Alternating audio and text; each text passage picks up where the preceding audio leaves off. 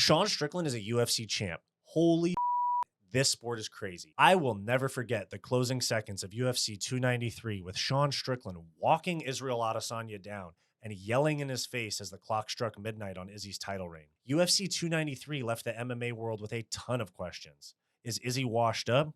Was he never as good as we thought he was to begin with? But most importantly, where does Israel Adesanya go from here? I'm Wyatt, and this is Fight Society.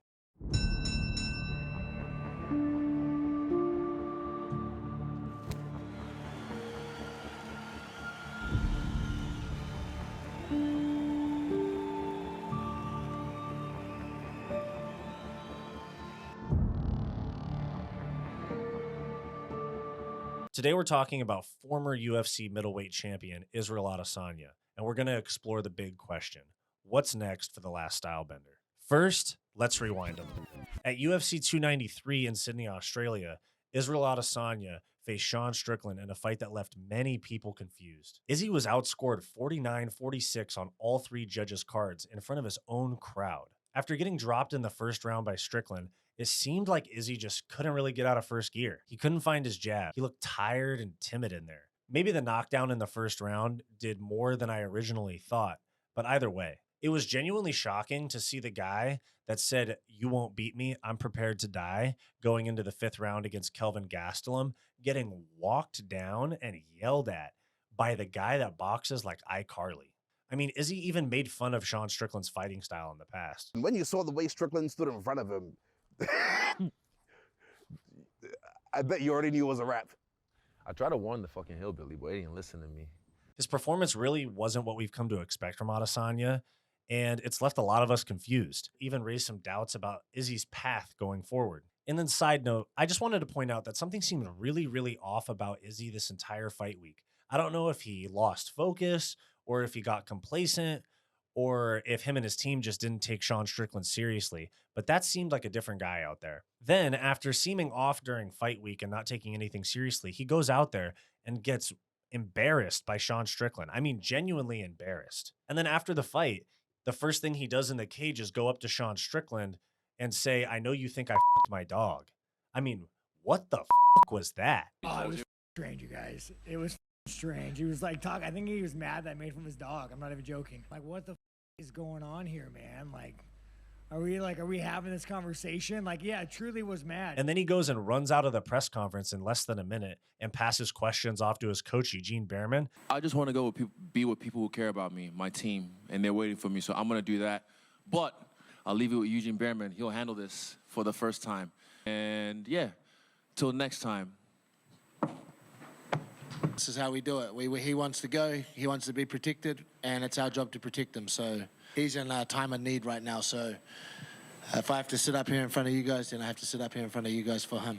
This just really didn't seem like the Izzy that we've come to know in the past. You know, this is somebody that likes being on the microphone. Now, considering that this is Israel Adesanya's second middleweight title reign after gaining the belt back from Alex Pereira at 287 in Miami, and that this second title reign has no defenses, the question comes up, does Izzy even deserve an immediate rematch? One option that's been floating around has been the idea of an immediate rematch with Sean Strickland. Israel Adesanya is undeniably one of the sport's biggest stars, and a rematch could generate tremendous revenue for the UFC. However, I would argue that Izzy getting an immediate rematch with Sean Strickland doesn't make sense from a rankings and integrity standpoint because he had zero defenses in this title reign, and that first fight with Sean Strickland wasn't close. If you enjoy this video and you want more content like this, hit that subscribe button down below. Another option is to look at some of the contenders in the middleweight division, and one of the names making waves is Dricus du Plessis. Dricus has been on an impressive run, especially following his UFC 290 win over Robert Whittaker,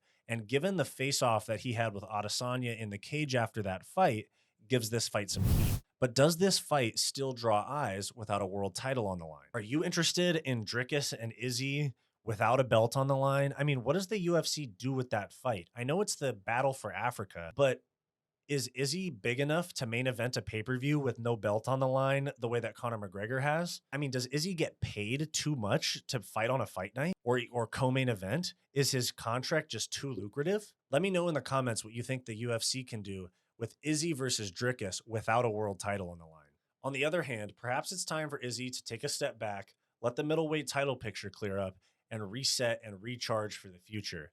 Rest and recovery is essential for any fighter, but especially somebody like Izzy, who's carried a pay-per-view every 3 to 4 months for the past several years. Now, the most important thing in determining what's next for Israel Adesanya is, what does the UFC want to see next? I'm sure it's obvious to most of you that the UFC probably wants to see Izzy and Sean rematch each other. As Izzy's contract is so lucrative and he's one of their biggest stars, they want him main eventing on pay-per-views, fighting for a belt, even if he's 1-2 in his last 3. What do I want to see? I'm at a bit of a crossroads about what I want to see for Izzy next, because although Izzy doesn't necessarily deserve a rematch, or like whatever deserve means in this sport, I really would like to see them fight again, I think, because I want to know how much of that first fight was Izzy having an off night and how much of that fight was Sean being much better than we gave him credit for, to be honest. What do I think will happen? When thinking about what direction the UFC wants to go, it's important to remember that this is a business. This is not martial arts. This is prize fighting. Whatever makes money is what's going to get booked. Although Dricus du Plessis and the winner of Paulo Costa versus Hamza are both viable options as title challengers for Sean Strickland, I think that we're going to see Strickland versus Adesanya rematch early 2024. The future for Israel Adesanya remains uncertain, but the options are interesting. Will he opt for a rematch with Sean Strickland? Will he face an up-and-comer like Dricus du Plessis?